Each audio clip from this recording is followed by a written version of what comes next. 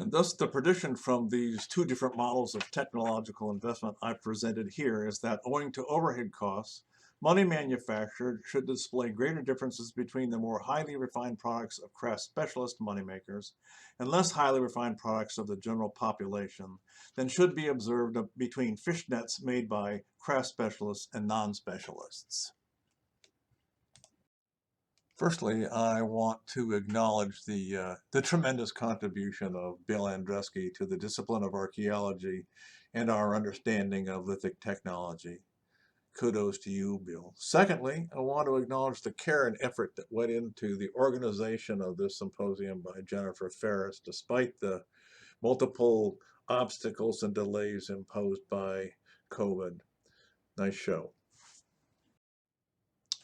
And so on to business. I'm going to talk first about what I'll call Model 1 here. It's the one that I published along with Bruce Winterhalter and Richard McKelvith in 2006, trying to improve an earlier model of technological intensification published by Eugen, Bright, and Rogers. It turns out that not only is the Eugen, Bright, and Rogers model incorrect in the way we suggested it was, but our model is also incorrect. Well, it's not exactly incorrect, it's just not right. Here's why. As do many foraging models, our model treated time as a cost and plotted it on the x-axis. And it disaggregated time into manufacturing time, as you see here, to the right of the origin, and use time to the left of the origin. And it took the return rate of the technology being manufactured to be a benefit and plotted that on the y-axis, as you can see here. And this made it possible then to characterize any technology by its manufacturing time and its return rate.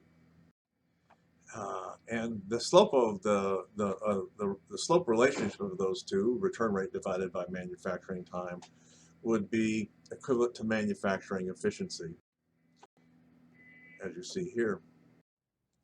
And now imagine a second technology. Let's call it the red technology here in comparison to the original blue technology. And it's also characterized by its own manufacturing time and return rate. And the slope of those two, the return rate divided by the manufacturing time, defines the manufacturing efficiency of this red technology, which, as you can see, is less than the manufacturing efficiency of the blue technology. The red technology produces a higher rate of return, but at a much greater cost of manufacturing time. And thus, if only return rate and manufacturing time are involved, the blue technology will always be superior to the red technology. And so at this point, following Eugen, Bright, and Rogers, we decided that it would be use time that would warrant the use of the more costly but higher performing red technology. And this slide shows that solution, which is the amount of use time shown there to the left of the origin at which the red and blue technologies are exactly equivalent in efficiency.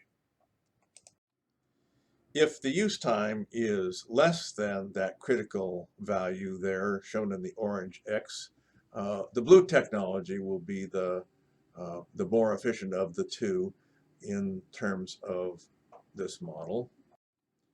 And if the use time is greater than that critical use time, the red technology will be the more efficient of the two. Well, everything seems intuitively logical up to this point. In fact, there's a flaw in the argument as we presented it here, a fatal flaw as it will turn out to be from the perspective of a tool user, and that is as we increase use time, the slopes of these lines will decrease. So we've increased use time just a little bit here, an increment of 5, and you can see the slope of this line has decreased. And the slopes of these lines will continue to decrease as we increase use time because there is no change in the return rate, but we are increasing the amount of time overall. And of course, this makes no sense from the perspective of a tool user because it's suggesting that efficiency, technological efficiency, decreases as use time increases. That makes no sense. The efficiency of a technology should naturally increase as its use time increases relative to its manufacturing time. And from this it follows that the increment of time to the left of the origin should not be use time, but in fact some other form of time cost.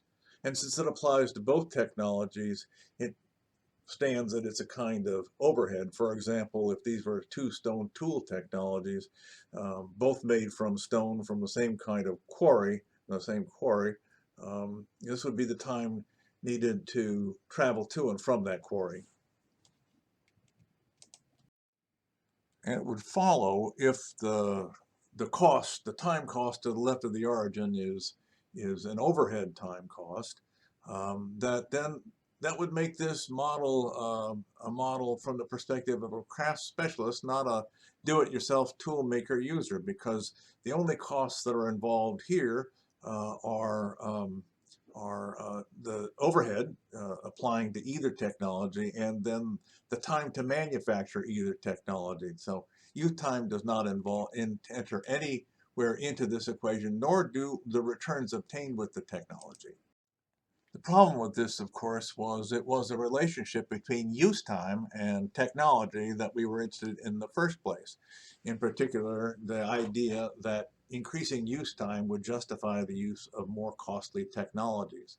That this model, the model of a craft specialist, has no term for use time means that we have to search elsewhere for a way of understanding that relationship. The second model I'm going to talk about today, Model 2, presents a way of formalizing the relationship between use time and technological investment that captures the issues that we wanted to address or thought we were addressing in our first model. This second model is outwardly pretty much the same as the first model in the sense that it puts time on the x-axis, but instead of but does not disaggregate it into use time and manufacturing time, but merely plots overall time. And on the y-axis, it doesn't plot return rates, but actually total returns. And so we can plot for a particular technology. Let's start with the blue technology again here, which has a particular manufacturing time and overhead time over which there are no returns generated. And then we start to use the technology and we start to generate returns. And of course, returns are generated at a rate determined by the technology itself. And what's nice about this model is that it agrees with our intuition that the more we use a technology, the more efficient our use of that technology becomes.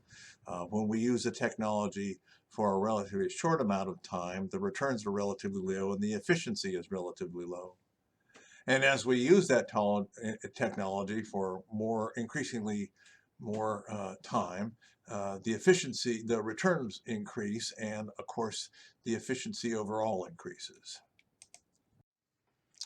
Okay, so now we can imagine a second technology with a longer manufacturing time and overhead, but it generates a higher rate of return after that. And the intersection of those two lines, the red one and the blue one, is the point at which, a critical point at which, the critical time at which the two technologies generate exactly the same return. That is, they're exactly the same efficiency. For times greater than that critical time, the red technology has the higher slope and the greater rate of return. For times less than that total critical time, the blue line has the higher slope and thus produces the higher rate of return. In the upshot then, we have our critical time here shown at the right, which the two technologies produce an equivalent return, and that return is indicated at the top there, a little over 1,000, which is the total return at that total critical time. And the return rate is the diagonal linking the origin to the intersection, which is the return rate overall, the efficiency overall at the switching point. It's possible to think about this model from two different perspectives. One, which we just saw, which is we put time on as a cost on the bottom and returns on the y-axis. And in this instance, we're thinking about the constraints of the model in terms of time. That's one way to think about technological efficiency, but I think perhaps probably not the most obvious or intuitive one. I think the more intuitive one is to think about the goals of the model in terms of total return. That is, we solve the problem for total returns. How much do you have to get out of the technology? I think that's what most folks are thinking about when they talk about technological efficiency. And that's done simply by flipping the graph, putting the total returns on the bottom instead of the side, and total time on the y-axis on the left there. At this point, it's worth thinking about the differences between Model 1 and Model 2. Firstly, with respect to perspective, Model 1 is from the perspective of a craft specialist who's trying to produce the highest performing tool given overhead and manufacturing costs. Model 2 is from the perspective of a tool maker user who's trying to optimize returns given production costs, overhead time, and use time.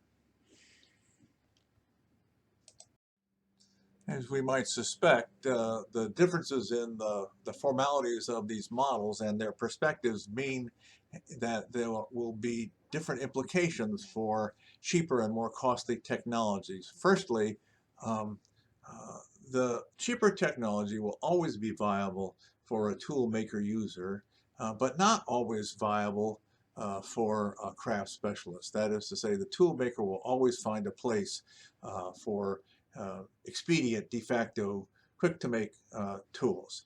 The craft specialist may or may not. The second difference in the models is that overhead. More overhead favors more costly, higher return technologies for the craft specialist, but not for the tool maker user. And together, these two things mean that craft specialists and do-it-yourself tool maker users will respond differently to different economic conditions. Specifically, irrespective of skill, the do-it-yourself tool maker user will be more inclined to produce cheaper, lower performing tools. Craft specialists will be more inclined to produce more costly, higher performing tools. And again, this is irrespective of skill.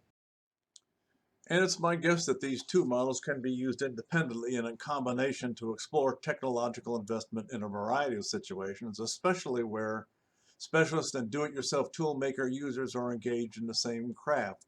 As for example here, as published by Gifford in his monograph, Clear Lake Pomo Society, among the Clear Lake Pomo, money manufacturing and fishnet making were craft specializations, but were at the same time engaged in at least some small way by nearly every member of society. The interesting implication here has to do with the source of raw materials used in these two technologies and thus their overhead cost. Fishnet making entailed the use of local raw materials, while money making required the import of clam shells from the California coast. And thus the prediction from these two different models of technological investment I presented here is that owing to overhead costs, money manufacturers should display greater differences between the more highly refined products of craft specialists and less highly refined products of the general population than should be observed between fishnets made by craft specialists and non-specialists.